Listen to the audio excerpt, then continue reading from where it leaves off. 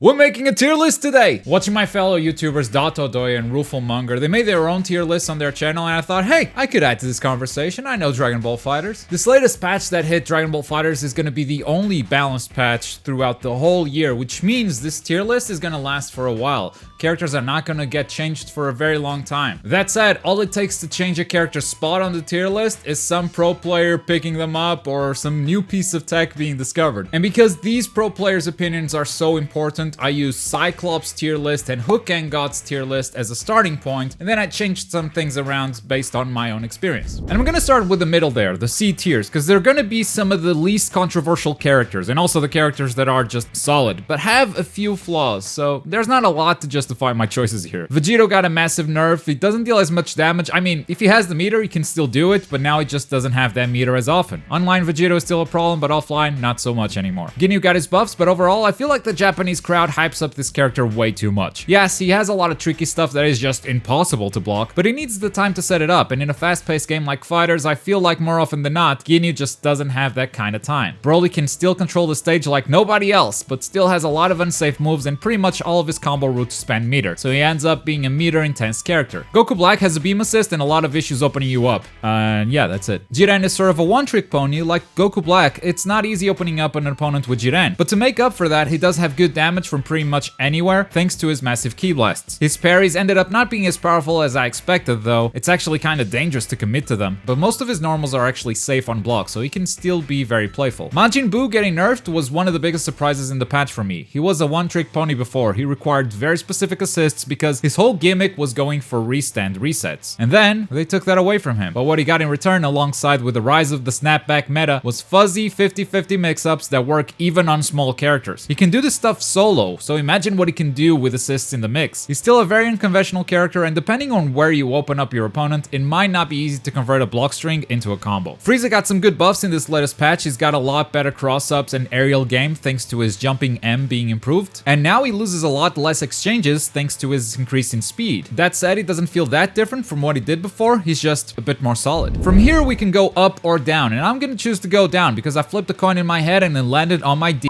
So down here we have Nappa, who got his buffs, and he's definitely in a better place than he was before, but he's still not better than those C characters. Beerus is a one gimmick god. He's got good mix-up potential and stage presence, but only with the right assists. He lacks damage, his assist isn't anything special, so ultimately he's only gonna work with very specific teams. Base Vegeta got his level 3 nerfed. He can no longer cross up from the corner, and everything else is still the same. A lot of mix-up options are very unsafe, but he's got the damage if you can do the loops. Tian has problems opening you up, but he's got a decent assist and great damage with his level 3 and also with his newfound level 2 as well. Vegeta Blue, I personally don't know this character too well, but when I'm blocking against the Vegeta Blue, I feel like I know what everyone's gonna go for. So he's not that scary. Damage wise, he's kinda standard, and his assist is still bad despite it being buffed in the latest patch. He might be too high on this tier list, but he's just one of those characters that I'm not very solid on. Android 18, her main mix-ups got nerfed, which used to be her greatest weapon. She also struggles to deal a lot of damage, and her normals aren't that great. She suffers from the same problem as Ginyu sometimes, which is needing the time to set up to call for 17 support, although not as big of a problem for her as it is for Ginyu. You guys want to keep going lower? Yeah, you do, you perverts. I've only got 3 characters down here at E rank. Base Goku makes me wonder if Goku GT not having an install but instead having a normal level 3 super is actually a good thing, because even though Base Goku's moveset is so unique, the lack of a regular level 3 really hurts this character. He's kind of solid damage wise. I always forget he's got a command grab, so the mix-up game is also okay, but then he just cannot keep up the pressure after his combo is over. And Android 17 got out of the gutter. He's still towards the bottom, but hey, congrats, you're not the worst character in the game anymore. He did lose some stuff in the patch. Some Android 17 mains are actually not happy with the changes, but I personally think he's a lot more viable now. At least I don't laugh when I see Android 17 in ranked now. No. Now I just laugh when I see Krillin unranked. Oh boy, what have they done to you? They took so much away from Krillin. Initially, the patch notes looked like they were buffing him, and they did buff some stuff, but he lost so much more. There's just absolutely no reason to play Krillin, to put him on your team, outside of loving the character itself. And actually, before we move on to the top tiers, I know this bottom half is gonna make a lot of people angry, because I'm basically calling a lot of your favorite characters bad in a video game, and you guys get attached to your characters a lot, and I get it. But think of it like this. Even if the characters you main don't have the tools that some other characters have in game, you can still be good with them. In Dragon Ball FighterZ, there's no such thing as a garbage character, or at least not anymore. Everyone has something to bring to the table, and if you play a character that's low on the tier list and you you can still win, that just means you're that good of a player, huh? That's not a bad way to look at things. With that said, let's work on the top half of this tier list. Goku Blue was the biggest winner in this patch. He climbed so much on the tier list compared to the previous patch because all of his tools just became that much better. He can open you up, he can deal damage, he just lacks a little bit in neutral and needs assists to make up for that flaw. Hit is pretty much the same character, very scary to block against him, and awesome conversions from anywhere if you're good enough to execute that. Only now, he has this cannon that blows you up if he has the meter. Cell definitely lost some stuff with this patch, but not too much in my opinion. But also, we've already seen a lot of Cell, a lot of what he can do, so most of Cell's tech is easy to block nowadays because we already know what's coming. Android 21 got a really good buff, especially with the follow-ups to the command grab. This has increased her damage overall, which was already kind of insane. She can now convert into combos without using Vanish from places where she simply couldn't before. That said, she still needs a few specific types of assists to help her in neutral, and only some of those assists allow her to extend the combos the way she likes to do it. Videl has good damage, good mix-ups, but she also needs assists to make her stuff safe. She's an assist-intensive character, and while the Great Saiyaman might be there to help her neutral, that's kind of all she has to zone the opponent, and that's not the best zoning in fighters. Up close though, she's definitely a threat. Vegeta Super Saiyan has had a bit of a damage buff, especially since now he can throw a level 3 in the air and still get a hard knockdown, but not much else has changed about him, and at this point we all know what to expect out of Vegeta. So he's gonna have some trouble mixing up a lot of players, even if he's still an overall very solid character. Cooler got some buffs that made him much scarier, especially with his new dive kicks. They're a lot faster, which opened up new combo routes for Cooler, and now they're plus on block, which means he's got a new mix-up option. This new mix-up option is an overhead, and it is plus on block, and that's pretty powerful. Moving up another tier, the A ranks right below that top tier spot, and we've got some of the usual suspects here. Android 16 has never left these high tier slots since day one, and he got kind of a minor buff this patch, so overall he just stays where he was for the most part. Trunks has some scary mix-up with his new and improved flips. Trunks has one of the best neutral tool sets in the entire game, and he was always a solid character. Now he just has an easier time opening you up, and with his assist being this newfound thing that a lot more players are picking up on, I suspect we're gonna see him a lot more in tournament play. Zamasu also had his fair share of buffs that put him all the way up here. His third hit of the auto combo is now a grab, so it just makes you guess after a knockdown, and with several of his moves getting damage buffs, he can now easily kill one of your characters in just 2 hits. Teen Gohan got some upsetting nerfs in the previous patch, and now he's back with a vengeance. A lot safer options on block strings, better conversions from different places, mostly thanks to the big buff to his legs. Yamcha gained a couple of options that made him better than the average character, on top of him still being the best assist in the game. God damn it, nerf Yamcha assists! In general, the character didn't change much, but being able to cancel Wolfang Fist into anti-air moves allows you to be a bit more reckless with his special. Goku Super Saiyan got hella buffed. He has a lot better conversions from pretty much anywhere, thanks to the new types of knockdown that were introduced in this patch. Out of all the characters, Goku seems to be the best character to take advantage of those, which in my opinion makes up for his double level 1 super being taken away 2 patches ago. He's still got one of the best tool sets for neutral, and even if he is a bit honest when it comes to block strings, now that everyone can fuzzy, he's that much scarier, since he can convert into a lot of damage from many places. Gotenks got nerfed overall, but his nerfs only made him not the best character in the game. He's still very strong. His neutral is still the best in the game in my opinion, and even on block he's got a scary mix-up. It's not just as scary as before because they took away the multiple overhead hits, which to be fair was kinda cheap, so overall a good change, but I don't think that change necessarily kills the character. He's just not the absolute best now. We're gonna see him a lot less. And before we move on to the toppest of top tiers, this video is brought to you by Bush Shorts. We got merch, people. teespring.com/store/Globku, or right below this video you can find the Bush Shirts there. They're a way for you guys to support the channel while looking fresh. The Bush Shirts are the best way for you to express your love for the bush in front of your family and friends. Finally, let's talk about the toppest of top tiers. Adult Gohan, he's been nerfed a couple of times now, but this patch only made him stronger. His loops now work on all sizes of characters, it kinda doesn't matter. His normals are some of the best in the game. He's got damage, mix-up, he's such a complete character. I feel like I'm gonna repeat myself with some of the next characters in this top tier. But yes, Adult Gohan is just so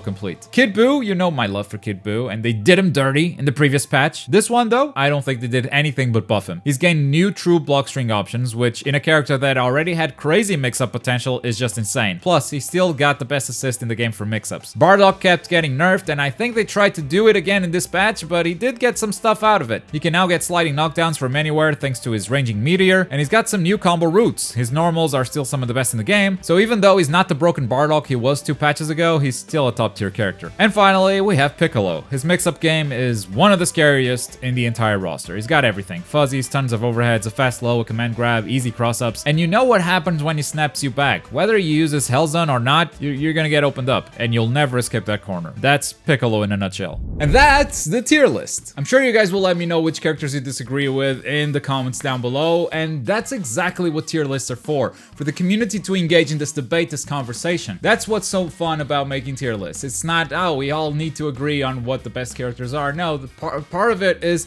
the conversation, the debate. A lot of stuff gets discovered that way. So go ahead, I look forward to reading your opinions in the comments down below. But as always, thank you very much for watching. My name is Globku, and I'll see you guys next time. Bye.